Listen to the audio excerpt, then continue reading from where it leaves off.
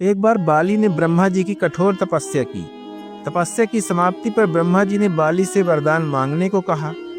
तब बाली ने अजेय होने का वरदान मांगा। ब्रह्मा जी बाली को वरदान दिए कि जो भी व्यक्ति तुमसे लड़ने आएगा उसकी आधी शक्ति तुम्हारे शरीर में आ जाएगी। इस प्रकार तुम्हारा शत्रु तुम्हारे सामने कमजोर पड़ जाएगा और तुम उसे आसानी से जीत पाओगे। एक बार रावण भी बाली से युद्ध करने के लिए आया। तब बाली ने रावण को 6 महीने तक अपनी कांख में दबाए रखा। बाद में रावण माफी मांगकर वापस चला गया। कुछ दिनों बाद मंदोदरी का भाई दुंदुभी आया और वह बाली को युद्ध के लिए ललकारने लगा।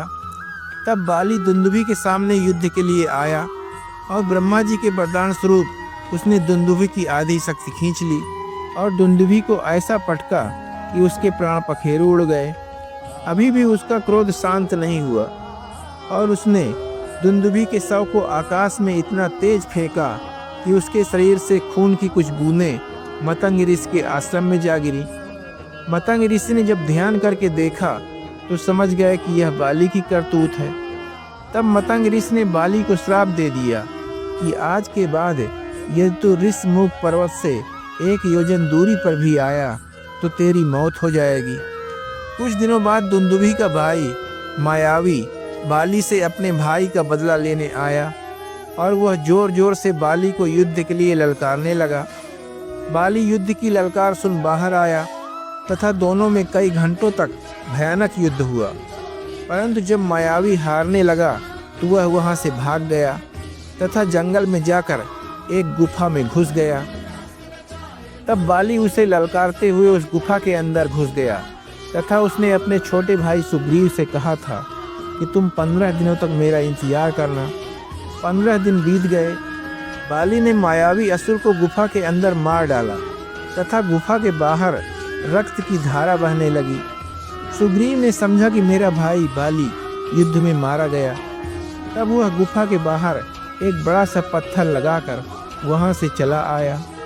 इसके बाद किष्किंधा की प्रजा सुग्रीव को राजा घोषित कर देती है। कुछ दिनों बाद बाली जंगल से वापस आ जाता है और जब उसने सुग्रीव को सिंहासन पर बैठे देखा तो वह आग बबूला हो गया तथा उसने सुग्रीव पर आक्रमण कर दिया। सुग्रीव की पत्नी को जबरन अपनी पत्नी बना लेता है। जब श्री राम सीता की खोज में वन में घूमते हुए सबरी के पास जाते हैं तब सबरी ने सुग्रीव के बारे में बताया था। तब दोनों भाई घूमते घूमते वहां जा पहुंचे जहां उनकी भेंट हनुमान जी से होती है। हनुमान जी ने सुग्रीव को राम से मिलाया। जब प्रभु राम ने बाली के इस अनैतिक व्यवहार को जाना तो उन्हें बहुत दुख हुआ। तब राम ने बाली का वध करने की प्रतिज्ञा ली। सुग्रीव ने राम से बाली की शक्ति और ब्रह्मा जी द्वारा दिए गए वरदान को बताया। तब प्रभु राम ने सुग्रीव से बाली को युद्ध के लिए ललकारने को कहा। तब बाली सुग्रीव से युद्ध करने लगा तथा राम ने छिपकर अधर्मी बाली को एक ही बाण से मार डाला।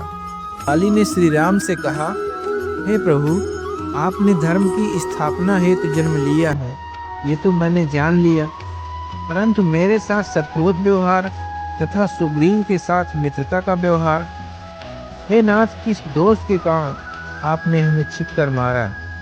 तब प्रभु कहते हैं, हे मूर्ख, सुन, छोटे भाई की पत्नी, बहन, पुत्र की पत्नी और कन्या ये चारों समान हैं। इनको जो कोई भी बुरी दृष्टि से देखता है उसका वध करने में कोई पाप नहीं लगता, इसलिए मैंने तेरा वध छिपकर किया।